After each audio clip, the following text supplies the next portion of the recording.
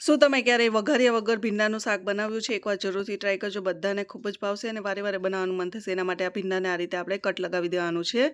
મસાલો બનાવીશું. મસાલો એકદમ સિમ્પલ છે. લસણ ખાંડેલું છે, ધાણા ભાજી, લાલ મરચાંનો પાવડર, ધાણા જીરું પાવડર, હળદર, સ્વાદ અનુસાર મીઠું, હિંગ અને થોડો ગરમ મસાલો, 2 ચમચી જેવું તેલ ઉમેરી અને સારી રીતે મસાલાને આપણે તૈયાર કરી લેશું. એકદમ સિમ્પલ મસાલો છે. હવે મસાલાથી આપણે ભીંડાને ભરી લેશું આ રીતે અને વધેલો મસાલો છે એ આપણે ઉપયોગ કરીશું. અને આજે આપણે બનાવીશું તાવડીની અંદર, જે માટીની તાવડી આવે છે એમાં આ રીતે આપણે ભીંડાને રાખી દઈશું અને 3 થી 4 ચમચી જેટલું તેલ ઉમેરીશું. તેલમાં જ આપણે આ રીતે ભીંડાને પકાવી લેવાના છે. સરસ રીતે ફ્રાય થઈ જશે. પછી ઢાંકીને 1 થી 2 મિનિટ જેવું પકાવીશું અને પછી હવે આપણે અહીંયા મસાલો ઉમેરી અને છેલ્લે છાશ ઉમેરીશું. છાશ ઉમેર્યા પછી મિક્સ કરી અને ઢાંકીને 1 થી 2 મિનિટ જેવું પકાવીશું અને લાસ્ટમાં અહીંયા આપણે માંડવીનો ભૂકો ઉમેરીશું. એનાથી સરસ એવો ટેસ્ટ આવે છે. એકદમ નવી રેસીપી, એકવાર જરૂરથી ટ્રાય કરજો. વિડીયો ગમે તો લાઇક, શેર, ચેનલ સબસ્ક્રાઈબ કરવાનું ના